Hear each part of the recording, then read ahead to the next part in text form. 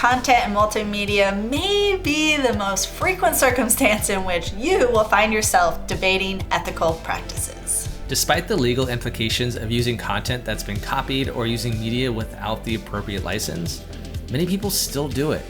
Some figure the internet is such a large place, everyone is doing it, and once they get a cease and desist notice, then they'll take it down. That's right, and in this lesson we explore the ways you can work in ethical standards for use of content and multimedia. In addition, yes, there's more, we'll explore the question of copyrights and who owns what when it comes to the content on your website. All right, let's begin with ethical standards of content and multimedia. Websites are all multimedia. That's right, Emma.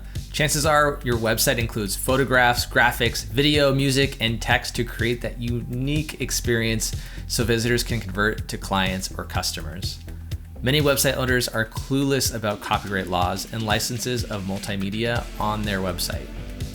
Website designers, developers, and copywriters should help you be aware of content legality, licenses, and ownership, right? I mean, that's ideal, yes. When working with copywriter, consider asking or verifying who owns the copyright on the text they write, as well as the type of licenses obtained for the images and graphics that they supply. Stock photography is usually granted a standard license for use on websites. However, if you want to use it for commercial use on products you sell, you will need an enhanced license.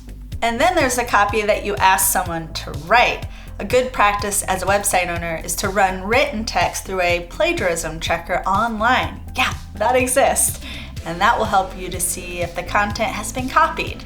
I bet teachers use that now that I'm thinking of it. And then this way you can be confident that the copywriter you hired didn't plagiarize content or steal content from a competitor's site. And both these situations have legal consequences for you and may result in a cease and desist letter. I mean, you are ultimately responsible for confirming the copyright of the material on your website. In that same vein, make sure to have a terms of use for your website, specifically if there's a way for others to post content like blog comments or message boards.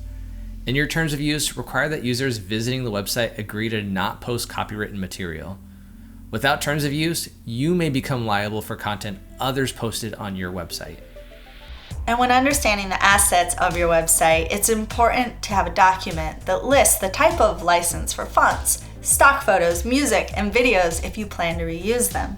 And your web designer or developer may supply this information where it was purchased and the type of license. Typically, it's the standard license. Yeah, a lot of website designers will buy assets on your behalf as they often have a subscription plan for stock multimedia.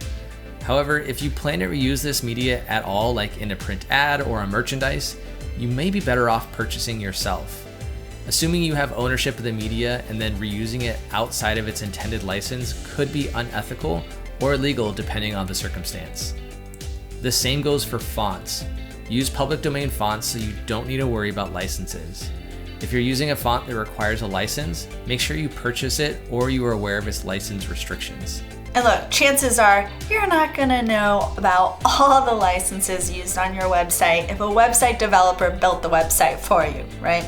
And there's a level of trust that the website developer is using ethical practices. Yeah, there has to be a level of trust here.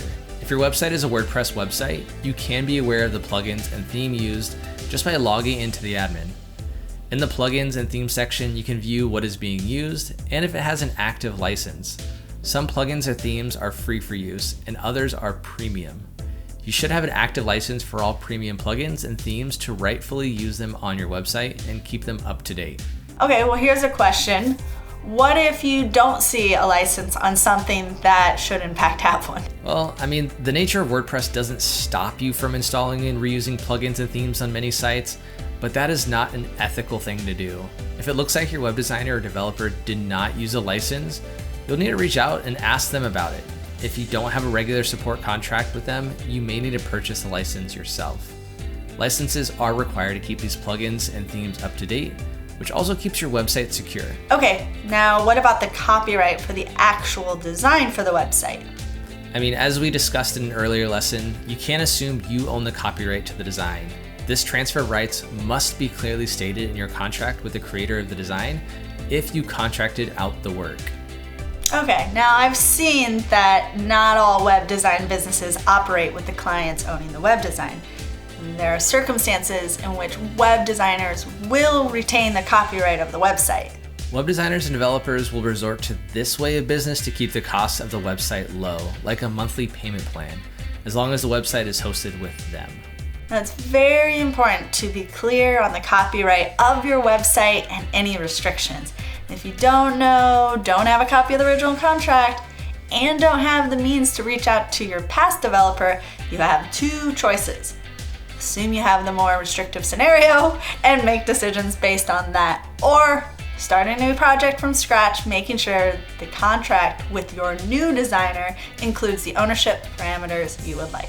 That's right. And again, most website owners don't need to fully own the code and design outright. In many cases, the website was created with piecing together third-party plugins and a design template that the web designer purchased from a creator, so there is nothing for them to transfer. However, every situation is different, and it is worth mentioning in these lessons.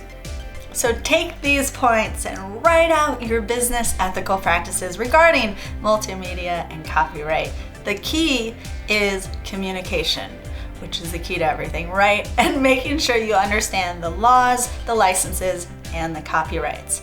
Work out how that will look, especially in your business and your website.